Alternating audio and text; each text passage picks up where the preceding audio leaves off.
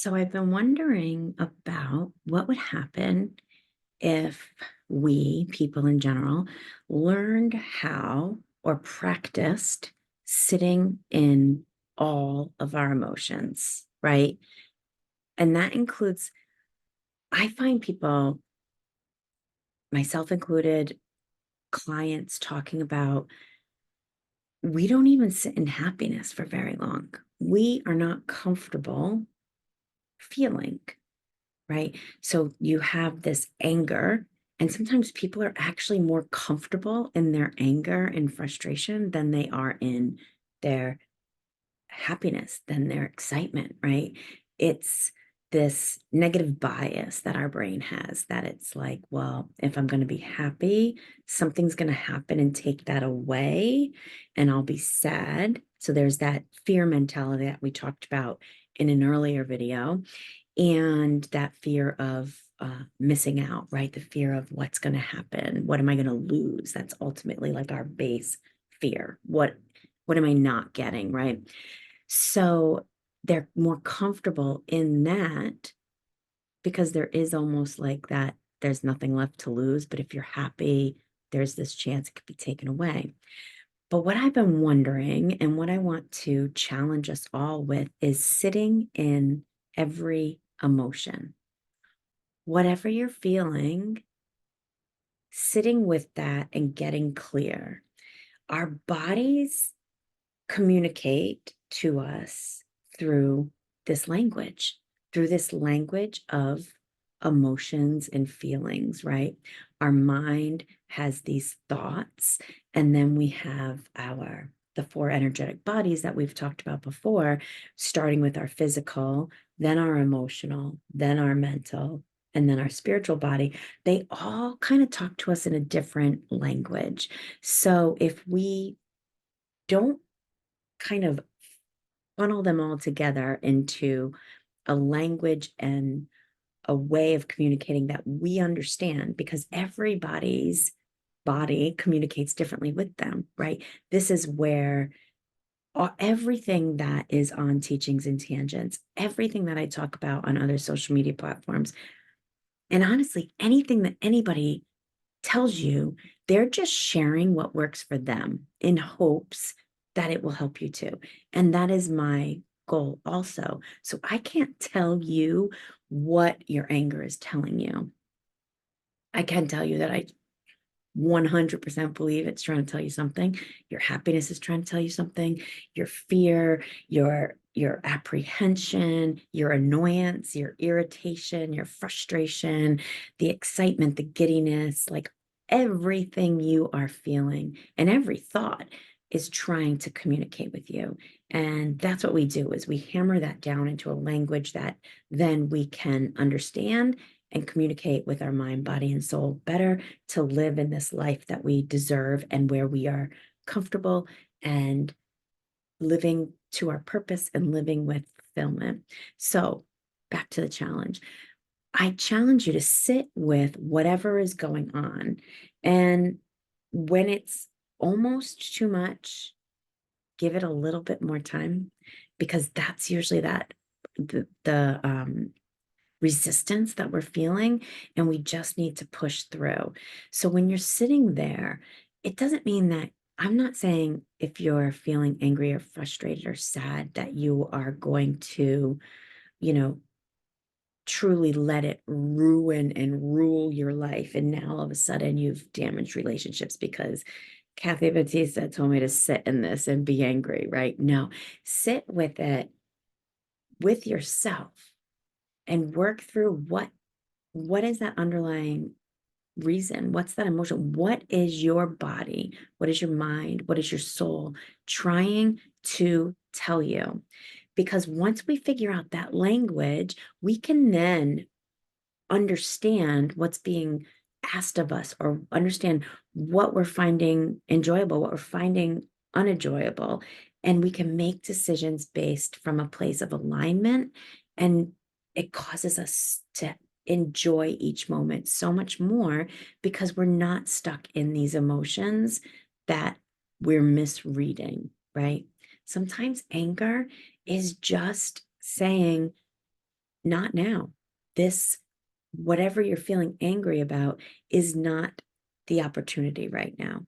Or if you're angry at somebody, what is it really about in you? Why is that making you angry?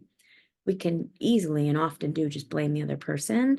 And I'm not going to tell you that that doesn't feel good sometimes, because it does. But ultimately, there's my reason why my body and my emotional, energetic body is flooding me with these feelings. There's a message in there, and it's getting clear on that where we can make some great changes. I'm gonna, I don't even know how long I've been talking for, because I want to make another point. So stay with me for just a couple more minutes, because I have this point that I want to make about everybody's like, you gotta go through it, right? You gotta push through your emotions. The only way on the other side of something is to go through it. I don't even know the phrase, but I have come to believe that that's not always the case, that you can go around things.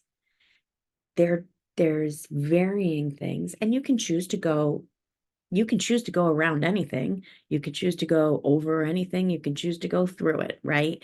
But when if we can liken it to this, right? So you are traveling down a road, and unless you are really in tune, this might feel like the first time you're going down this road, right? So it's really not a well traveled path. It's not really well worn, right?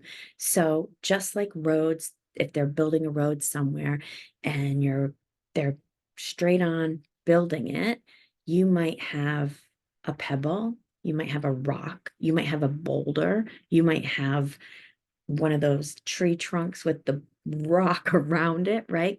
So you might have to push on through something to get to the other side. But there are opportunities when we can start to discern the size of those things, of those problems, of those obstacles. And if it's a pebble or a rock, go around it, right? Like if there's room in our capacity to go around something and leave it behind us, I say go for it. If it's too big and we have to go through it, we go through it. And oftentimes it's in companionship and community, and with loved ones, therapists, coaches, friends, that we can make that travel through those big things easier. But once we come to a way of understanding our own unique road and our own unique obstacles, right? It could even be that there's just this pebble and we're pushing through, we're pushing through, we're pushing through. But if we learn to go around it, the next time we're looking ahead and we see something very similar to that pebble, we can already cross the freaking road and get to the other side and not even need to attempt to go through it. So we can save ourselves these heart-wrenching, like, journaling sessions and the wonderings of the why, because I got to go through all my shit, right? No, what we do is we first figure out that language that I was first talking about. We first discover and learn how our bodies are speaking to us. When we first come here to the earth, we're babies and we literally have maybe like what, 3 or 4 words, right? Hungry, tired, lonely, and I don't know, I'm trying to think of another one. Hungry, tired, lonely, and you're full of shit or something like that. You need your diaper changed. You're uncomfortable physically. But then as we age, we get so many more words in our vocabulary, and we need to learn those words. And everybody is unique. And there are methods of figuring out how your body communicates with you, and I've developed a whole workbook around this that I'm excited to share with the membership. And I'll probably release some freebies around it too, because it's if I can set you off on the right path, it's starting with, I am feeling this. My brain is telling me this. This is the emotion that keeps coming up around this situation.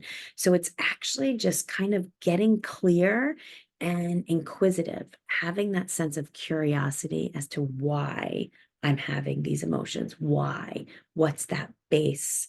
Where is it coming from? Right.